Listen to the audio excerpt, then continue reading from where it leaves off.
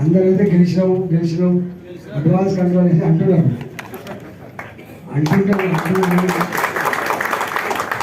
అంత సాహసం నేను చేయను. ఆ సాహసం చేయగలిగే వాళ్ళు మీరు మాత్రమే. ఎందుకంటే ఓట్లేసి గెలిపించేది, ఓట్లు వేయించేది మీరే కాబట్టి మీకు ఆ సాహసం ఉండదు. కానీ ఓట్లాడుకొని నాకు అంత సాహసం ఉండదు. కాబట్టి మీరు ఇప్పుడున్న వాతావరణంలో బ్రహ్మాండంగా ఉంది అంటున్నారు. కాబట్టి నాకు తెలుసు ఇన్సూరెన్స్ రంగంలో ఏం బాధలు ఉన్నాయి, బ్యాంకింగ్ రంగంలో ఏం బాధలు ఉన్నాయి, పబ్లిక్ సెక్టార్లో ఏం బాధలు ఉన్నాయో కొంచెం తెలుసు. నాకు బాగా ఉంది. నేనేం కొట్టలేను. నేను కూడా ఈ రాష్ట్రంలో ఆర్థిక మంత్రి చేసిన కాబట్టి అన్ని డిపార్ట్మెంట్ మీద సమగ్రంగా అడగండి. ఫైనాన్షియల్ కన్స్టెన్స్ ఏంటి, వాళ్ళ డిమాండ్స్ ఏముంటాయి. కానీ ఒక్కటి మాత్రం చెప్పగలుగుతా, కేంద్ర ప్రభుత్వంలో పనిచేసిన, రాష్ట్ర ప్రభుత్వంలో పనిచేసిన, ఇవాళ పెన్షన్ విధానం గురించి నేను మాట్లాడుతున్నాను. కానీ రిటైర్డ్ అయిన తర్వాత ఎంతో కొంత ఆర్థిక వెసులుబాటు కనుక లేకపోతే కుటుంబంలో చురుకగా చూస్తారు, ఎవరు పెట్టరు. నేను కొడుకున్న పెన్షన్ వచ్చేటువంటి పేరెంట్స్ చూసుకునే పద్ధతి వేరే ఉంటుంది, పెన్షన్ రాని పేరెంట్స్ చేసుకునే పద్ధతి వేరే ఉంటుంది. అది కళలు చూసిన పెన్షన్ వచ్చేటువంటి పేరెంట్స్ అయితే బ్రహ్మాండంగా నా ఇంటికి ఉండాలి, మా నాన్న నా ఇంటికి ఉండాలి, మా అమ్మ నా ఇంటికి ఉంటాడు. ఇక పెన్షన్ కావాలంటే ఏడ్చుకుంటూ పెడతాను. ఇంత బతికి ఇంత సేవ చేసి ఇంత పొజిషన్ అనుభవించి డెఫినెట్గా కొంత ఆ గ్యారెంటీ ఆ లైఫ్లో ప్రశాంతంగా ఉండడమే కాదు, గౌరవంగా బతికే పద్ధతి ఉండాలని కోరుకుంటున్నాను వ్యక్తిగా. ఈ గవర్నమెంట్ ఆఫ్ ఇండియా పాలసీ ఏంది, గవర్నమెంట్ ఆఫ్ తెలంగాణ పాలసీ ఏంది, గవర్నమెంట్ ఆఫ్ ఏముందో వద్దు. నేను ఆ లోతులోకి పోను. కానీ ఒక్కటి మాత్రం తప్పకుండా నేను సింగరేణి కార్మికుడు.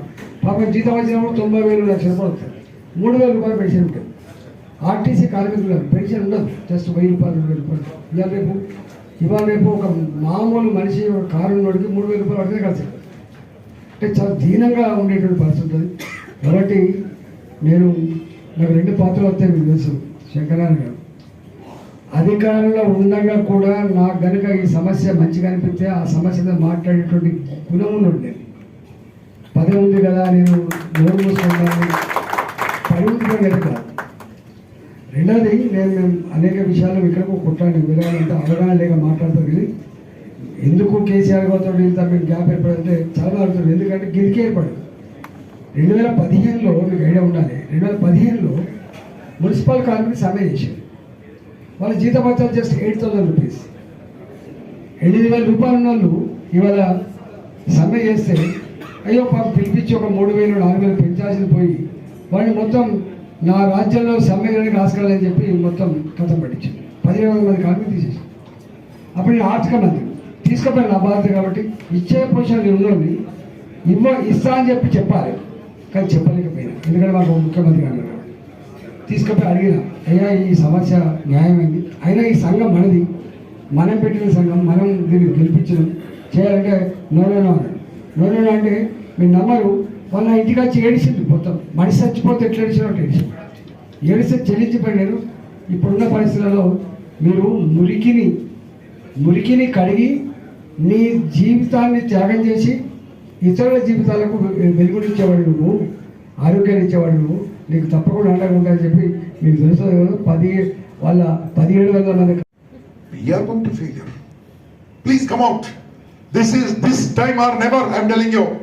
ఈ ఒక్కసారి కనుక మనకి చెప్తే 100 years we are going to rule. 100 years we are going to అంటే ఇది సనాతన ధర్మం అవుతుంది, హిందుత్వం అవుతుంది. ప్రపంచం మొత్తం మన వైపు చూస్తుంది మిత్రమా, మనం మన వైపు చూడకుంటే ఎలా? అందుకోసమే ఈ మొబైల్ వాడండి, ఫేస్బుక్ వాడండి, ఇన్స్టాగ్రామ్ వాడండి, ఇన్స్టాగ్రామ్ వాడండి.